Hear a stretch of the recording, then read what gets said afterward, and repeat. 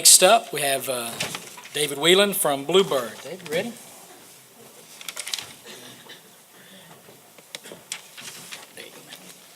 Thank you. Again, my name is Dave Whelan. I'm the Vice President of Manufacturing and Quality for Bluebird Corporation. And we are proud to be located in the state of Georgia. For those of you who don't know, we're located in Fort Valley, Georgia, which is down around the Macon area. And as far as being a new kid on the block, we've been manufacturing in the state of Georgia for 86 years. So we definitely are proud to be here. And on behalf of Bluebird and all of our associates, I want to thank the Georgia Logistics Summit for letting us come here and talk a little bit about our company, and definitely the opportunity to brag on ourselves a little bit here today. So again, we are a school bus manufacturer, and so our focus is school bus products. We do have the luxury of that most crowds that I get to talk to, or most groups of people I talk to, have experienced the use of our product at some time in their life. We'd like to believe that everybody rides on a Bluebird bus, but unfortunately that's not necessarily the case, but we're working on that pretty much every day. We are investing in the future. Again, we are a Georgia company. We believe our future is here in the state of Georgia. You know, for all the reasons I've heard the other panelists and some of the other speakers here. It is a very manufacturing-friendly state, and we do recognize that as a manufacturer. You know, and the reason I'm here today is supply chain and logistics is the lifeblood that keeps manufacturing facilities running. We need parts every day to be able to produce the products that we have, and so manufacturing, or logistics and supply chain is crucial for our operations.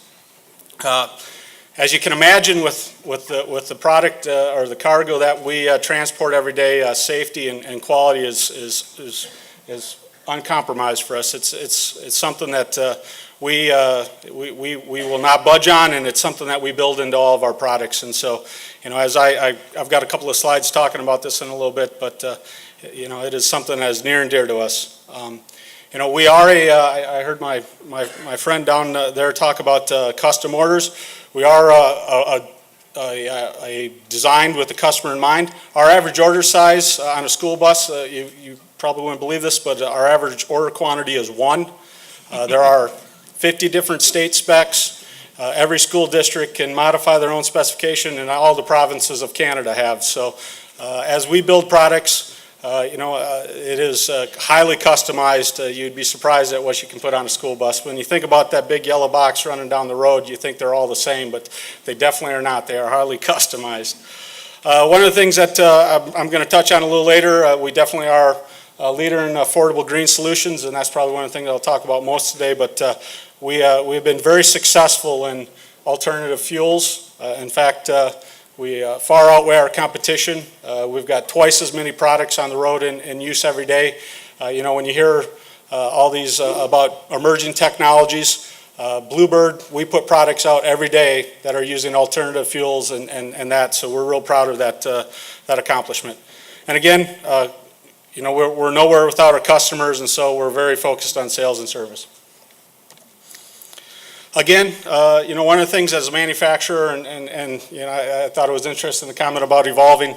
You know, you got to innovate to be able to continue to be able to be competitive in the marketplace. And Bluebird prides itself on being an innovator. And you know, I like to the point about the Olympics here. You know, Georgia Power approached Bluebird. For those of you who don't know, some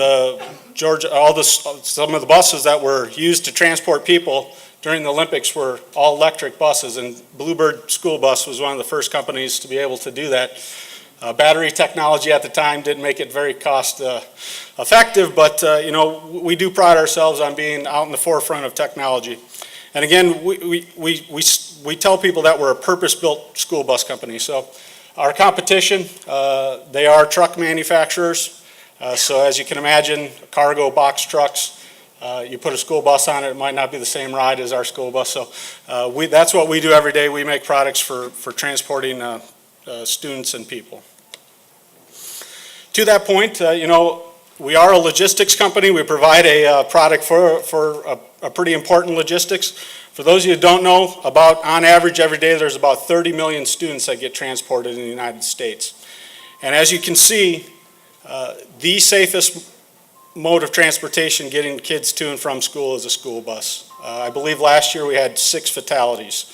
It is by far the most safest form of transportation, and we really do take a pride in that. Buses also, as we look at urban areas and those type of things, one school bus effectively can eliminate 36 cars or 36 vehicles on the road. And so when you think about that, with over 480,000 school buses running daily, that's 17 million auto trips that are taken out, removed from congestion, and those type of things. So we really do believe that buses have a place in our economy and in our cities, and that on being able to solve some of the issues that we have. Couple that with, when you think about that, so we're taking 36 cars off the road with each bus. As you can see, when you start piling that up on number of gallons of fuel and the number of dollars that are spent to be able to transport that, we believe buses make some extreme economic sense. So when you think about, there's a misconception that diesel products are dirty. If you look at some of the new clean diesels and you think about this multiplying factor of what they do, actually one of the most cost-effective pollution reducers or green energies is diesels on a school bus. So you can imagine that it is a product that has a significant importance. For those of you who don't know, again, we're happy to say as we are the #2 automotive manufacturer here in the state of Georgia. Our friends down at Kia got a lot of publicity a couple of years ago, but Bluebird, we do produce, or we do have about 1,500 associates that produce school buses every day, and in that fact, it is important for us to understand why it is important for us to manufacture and produce and buy Georgia products. For those of you who don't know, about $21,000 of every school bus is produced in the state of Georgia. So when we look at this through various studies and that, there's about a $4 multiplier, so that every school bus that's manufactured and purchased in the state of Georgia delivers about $86,000 to the GDP of the state of Georgia. And so we like to say, as we're looking in our own state, that we're Georgians supporting Georgians. So to that, several years ago, through various reasons, we had some depressed market share in the state of Georgia, and through things like this, getting back out, introducing ourselves to the communities, to industries, to schools. I'm proud to say that we have significantly grown our presence in the state of Georgia. And as you think about that, couple that with what I just talked about, the GDP impact, all that money is staying and being used in this state to be able to do these things that we're talking about here. This is what drives and supports our ability to be able to do some of those things. And so we're proud to be a contributor to that. Again, we have school bus presence in all of the United States and Canada. We do provide product all over the world. Predominantly, a lot of that happens through our government services organization or military type vehicles. But one of the things that we're most proud of is one of our newer products is the Propane Vision.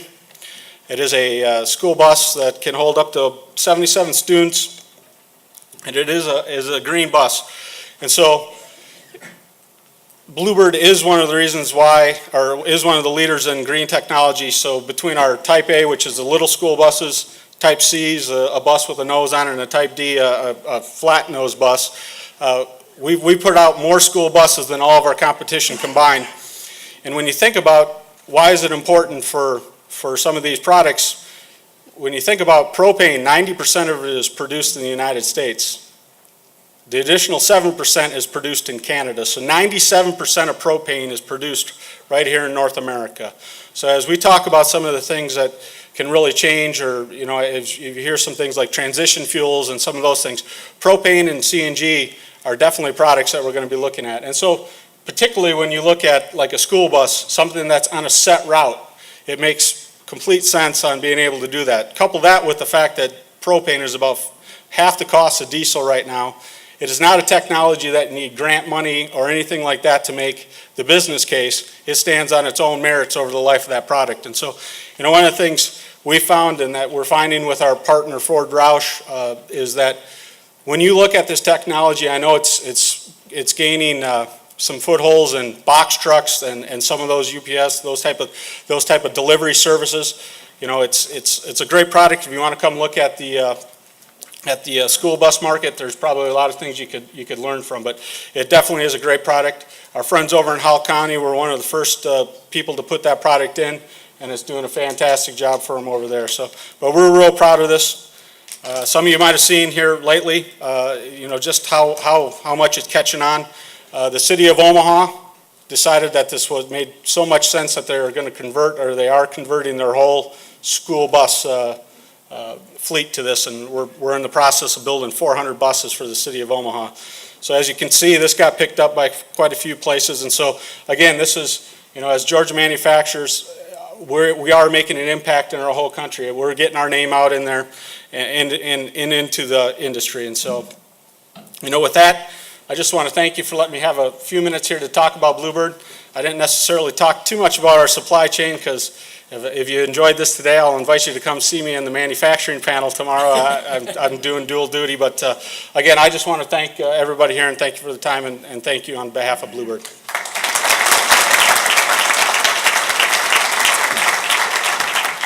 Thanks, Dave. I think next up we've got Mark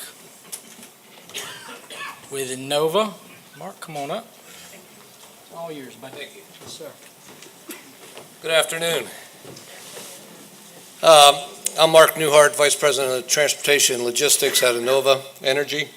I'm not quite sure how many people in the room have heard of Enova. We're truly a new kid. Our industry are new kids, and the market we serve are even newer kids.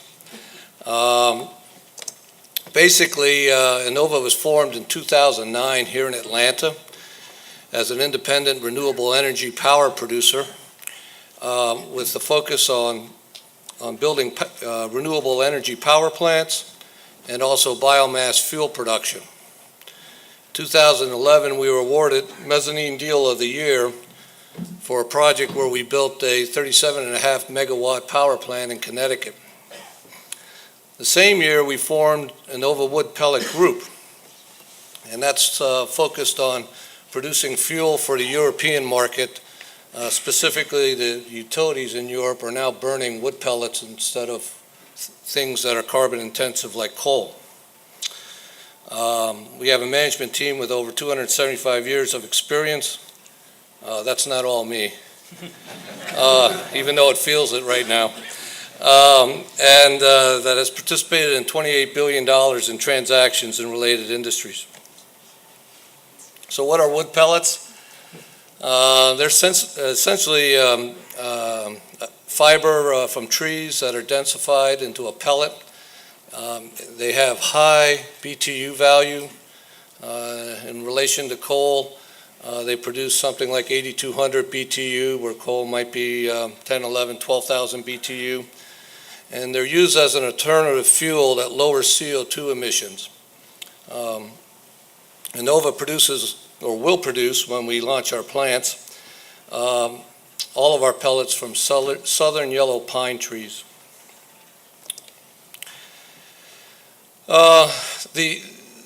The market for these pellets are almost entirely in Europe. And this is kind of a complicated slide, but the box on the left shows the growth in pellet consumption from 2009 to July last year. It's growing over 30% a year. Last year, they imported 4 million tons of pellets. The three largest countries that are importing pellets are the UK, the Netherlands, and Belgium. And where are these pellets coming from? The pie chart shows that some pellets are coming from Russia, but primarily most of the pellets are coming from North America. And the slice that's USA, almost 100% are manufactured in the Southeast today, and it looks like that will continue into the future. This is a 50,000 foot level depiction of where wood pellets are produced and where they're moving. The small bars are projected 2015 volumes, And the darker bar in Europe there is 2025 demand. It's going from 4 or 5 million to a projected 35 million tons of pellets that need to be consumed in the power plants. The pellet industry is truly centered around the southeast, from Arkansas to North Carolina, but primarily here in Georgia. There are good reasons, many reasons why it's located in Georgia, but the predominant one is that Georgia leads the nation in biomass growth and production and harvest. And the southeast in general has more private lands where you can harvest trees versus out west you have a lot of public lands where there's not a lot of harvesting going on. Again, this is all southern yellow pine. It's plantation raised. We're not harvesting virgin forest. Primarily these forests have been these plantations have been established to supply the pulp and paper industry over the years, and today there's quite a bit of excess capacity of trees in the state and in the region. Another reason why the industry is centered here is that logistically we're the closest to Europe to supply this demand. Russia is, by mileage or kilometers, a little bit closer, but they don't have the same logistics infrastructure that we do here in Georgia. The Class 1 railroads, the port, the deep water port, I should say. And so, again, the industry is located here in Mass. There's 7 existing plants on the screen, producing about 2 million tons. There's an additional 14 plants that have been announced for construction over the next 2 to 3 years. And then over and above that, we are developing 8 plants to produce about 3.2 million metric tons of pellets. All in all, it's over 10.5 million tons of production. These are the development sites that we've been focusing on. I apologize to the folks in Georgia. There is one in South Carolina that you missed. But we have announced 3 plant sites, one in Johnston, South Carolina, one in Warrenton County, and one in Gordon. These sites are about 150 to 170 miles from the coast, and the only effective way to move it to export is by rail. All sites are located on Norfolk Southern Railroad, and we've been working hard over the last year in developing that transportation pipeline down to Savannah. It wouldn't be a logistics conference without a supply chain map, and since I'm a logistics guy, I had to put this in. Essentially, we're locating these plants in the forest where the fiber is. We'll be sourcing the fiber up to about a 60-mile radius of each plant by truck, the fiber being logs coming into the truck for processing. We're building plants that employ about 65, 70 people per plant. High CapEx. Each plant, at least it's high CapEx for us, each plant's over $100 million in development from soup to nuts. And then we're building huge rail infrastructure. We plan to move these pellets in unit trains, and hence each plant has about a mile, actually almost 2 miles of track that accommodate the trains coming and going. We'll be moving 40 to 50,000 tons a month when we go operational.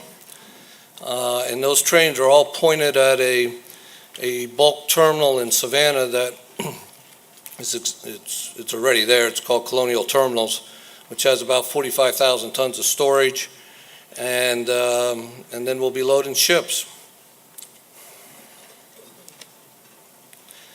The bottom right-hand photo is a picture of the GKT terminal at Colonial.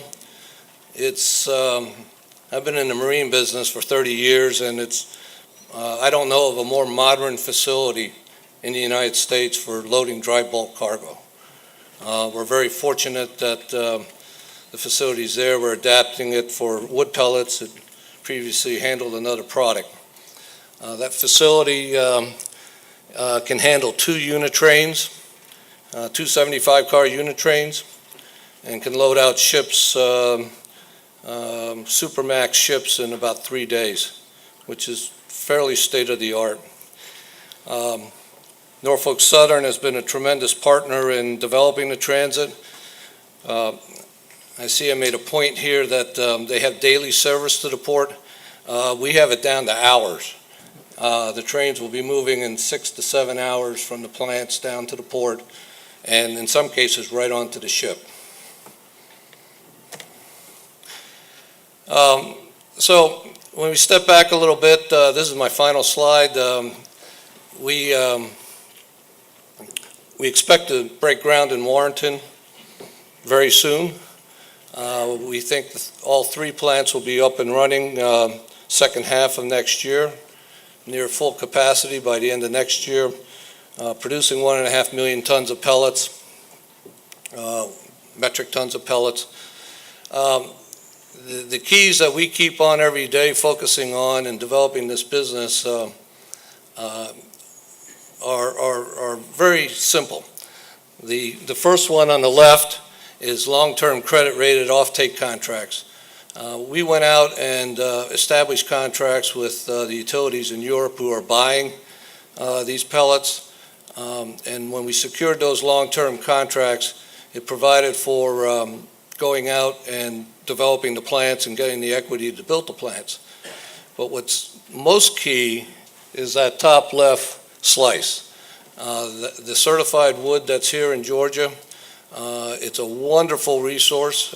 People for years have talked about developing this resource, and if we're successful here over the next year, we'll be moving a lot of pellets to the UK and Belgium and Netherlands and around. And of course, our partners with the rail and the Colonial Port, they truly are best-in-class logistics. And we can't, just to give you an example, there's 4 to 5 unit trains coming into that port a week in our scheduling. We can't miss a train, or we don't even come close to our goals. So dealing with first-class companies like the NS and the Colonial Terminal folks have made my job a lot easier. So I'll be glad to handle questions at the appropriate time. Thank you. Thanks, Mark.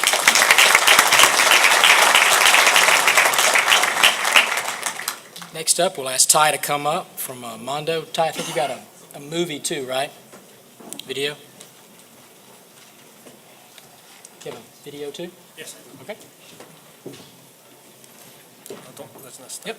Okay, you got 3. Good afternoon. My name is Kwak, and I represent Mando. I want to thank Paige and Chris and the Georgia Logistics Summit for giving me a chance to talk about Mando. And probably everybody in here is thinking, who or what is Mando? You guys probably have never heard of us. But the truth is that we make products that you guys probably use every day. We make products that makes car steer left and right, car that stop, and car that rides smooth or rough. Depends on how you want it. So hopefully after this presentation, you will know a little more about us, and you will think of us when you drive your car.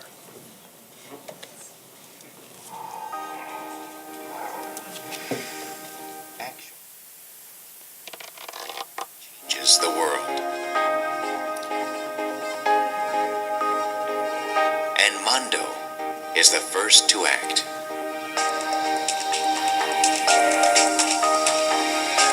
We are blazing new trails, passionately and relentlessly, for the benefit of people and the betterment of automobile. Global leader of safety and convenience.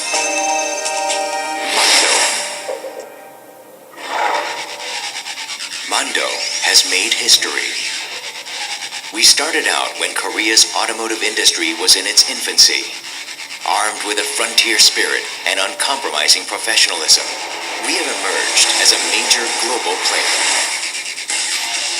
We product products based on an integrated process system, which covers from product design to the finished product testing. We always consider quality as the #1 priority every step of the way. We are successful in developing in-house ABS and ESC based on our robust R&D technology. These days, we put all the efforts to acquire advanced and value-added technologies for future needs. Going forward, we will become a global leader with the capability to create next-generation vehicles and to be the best of the best. Here's a look at Mando's remarkable rise in the automotive industry. We are building a global network. Our tightly linked network spans Korea, China, India, Japan, Malaysia, the US, Brazil, Turkey, Germany, and Poland. You can find us everywhere you look and wherever you go around the world.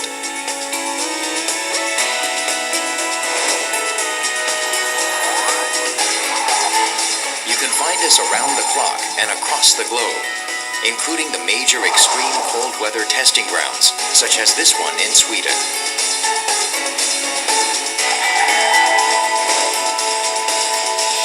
Mando continues to rise as a global leader by offering customers maximum safety and ride comfort.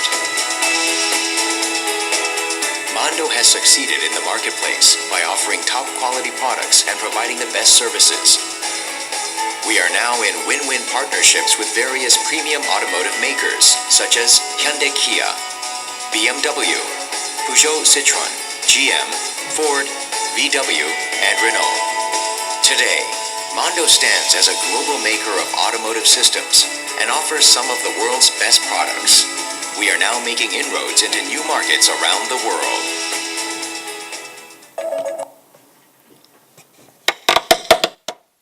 I think you guys better wake up now.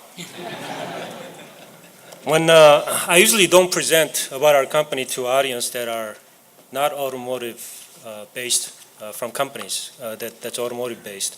So when I was told that I was going to have a chance to introduce Mando, I told my wife about it. I was excited. I said, I'm going to talk about our company to people who knows nothing about our industry. So she says, well, are you nervous? And I said, well, no, because we're going to talk about the company I work for, the industry I'm in. So since I know what I'm talking about, and since nobody here will be able to dispute what I will be saying, no, I'm not nervous. And she says, well, let me give you one advice. And my daughter agreed with her, is that she said, well, don't talk too much. Just say a couple of words and be done, because people will be tired. So in order to comply with what my wife's recommendation, me being a good husband, I prepared a long video. And as the representative from Germany said earlier, that American engineers likes to use PowerPoint. So I had like 60-page PowerPoint presentation. So I didn't have to say a one word. But then Paige got a hold of it, and he edited the video. You know, it was a lot more exciting before he edited it. And he also edited the presentation, so I have to say something. So just bear with me, and let me talk a little about Mando America. Now you know who Global Mando is. So the company that I work for, or I'm responsible for, is Mando America. And there's a couple of points that I want to point out here. We were actually in America in 1996 as a kind of liaison office. And in 2003, we incorporated in the South. And that was the starting point for our manufacturing here. We completed the first phase of our plant in 2004, second phase of the original plant in 2005, and started our manufacturing in 2005. And then comes the important part. In the 2011, we signed an MOU with Meriwether County in Georgia and started to build a plant in Georgia. That was our first plant in Georgia. And then the plant is in a completion stage right now. We have equipment in the plant, and we are ramping up. And 2013 October, this year October, we hope to complete our second plant in Georgia, in Meriwether County. It's a casting plant. And if you look at the map, our plant in Georgia is located at exit 28, at the Hogansville exit. And our original plant in the south is in Opelika. So it's not that far. We can utilize the 85 freeway for transportation and easy access. And if you look at our facility in Alabama, the plant warehouse and the plant in Georgia and the casting plant that we will be building, we're talking about 1.35 million square feet of manufacturing space and about 12 million square feet of land where we can expand. This is our sales trend. 2007, 448 million. And last year we ended with $866 million of sales. And brakes is our largest portion, 63.4%. And then suspension and steering.